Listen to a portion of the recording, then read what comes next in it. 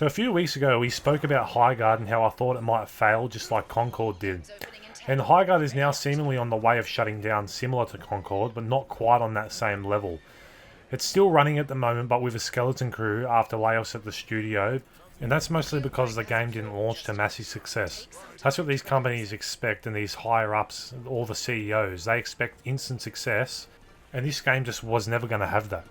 So now I find it strange that the devs said that they didn't need millions of players on the game to keep it running. So how do you keep a game running without players, especially a free-to-play live service game where players are the things that you rely on? Now if you look at Highguard on Steam charts, they seem to have lost 99% of players, and I'll predict by mid-year that this game will have shut down. There's no way that this game's going to run for the whole year. I'm not sure why they bothered releasing the game in the state it was in anyways. The game is unfinished and it's got no content, and they give you no reason to care.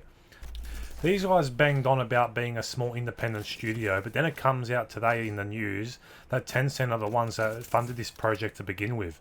They're one of the biggest companies in the world in terms of gaming, and they have a hand in everything, so how's that a small independent studio? They could have at least been transparent to begin with. Let's be realistic for a second. What do they get out of saying that they're a small independent studio anyways? Why don't they just say that Tencent helped them fund the game, but they're still a small team working on it? There's nothing really wrong with that. So then a few days ago, a dev by the name of Josh Sobel was recently laid off as well, and he acted like the game was going to be one of the best games ever made, like it couldn't fail. The day leading up to the Game Awards 2025 was one of the most thrilling of my life, he shared, and after 2.5 years of pouring my heart into Highguard, we were finally set to unveil it to the world. The outlook was promising. He then goes on to say internal feedback was overwhelmingly positive, but that doesn't mean that the public would feel the same way. You could have asked just about any real gamer and they would have said that the game was doomed to fail. These devs need to look outside their four walls to have an actual gauge on how gamers are going to react before releasing a product. Acting like the reason Highguard failed is because players made it into a joke from the very start, and saying from that point on the game was dead on arrival. Don't worry about the fact you've just made a game that wasn't complete, and the worst part is the game was just not good. That's not players' fault, and I don't understand how these game companies keep blaming gamers for their incompetence. We see it time and time again and they just never learn. He then goes on to talk about how gamers have a lot of power and blames gamer culture and how he thinks the games would have thrived without negativity. This line for me just shows how out of touch these guys are. Gamers don't talk down on games that are good, they talk down on games that they know are going to be bad. And then he goes on to lament that innovation is on life support, and this one just makes me laugh. There's nothing innovative about Highguard. Firstly, the game was and it still is in an incomplete state. The game released with one game mode. Not only that, every single thing in the game is taken from another game, and frankly it just does everything worse than the games that it takes from. The game isn't innovative whatsoever, and for any developer of Highguard to say that it is just a complete lie. Whether or not you just want to be positive about the game you worked on or not, you shouldn't just flat out lie.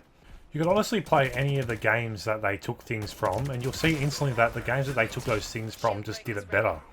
You have to wonder if these guys even play games, and if better yet, they even played their own game.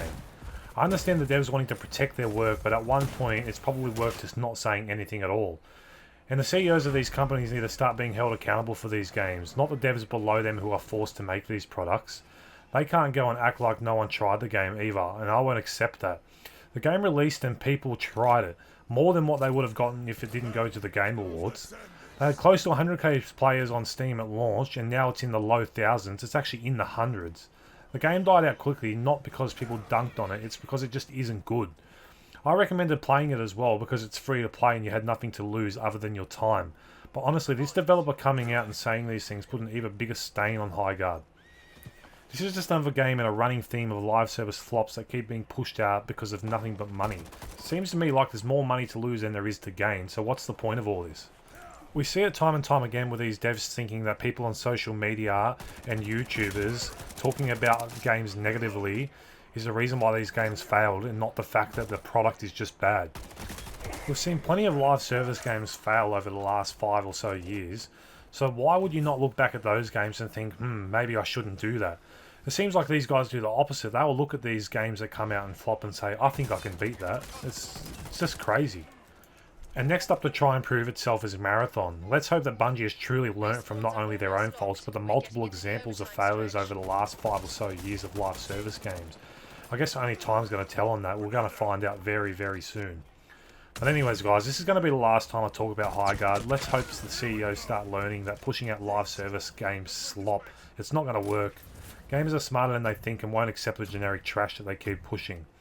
Alright guys, that's all I've got for you now. I'll talk to you guys on the next video.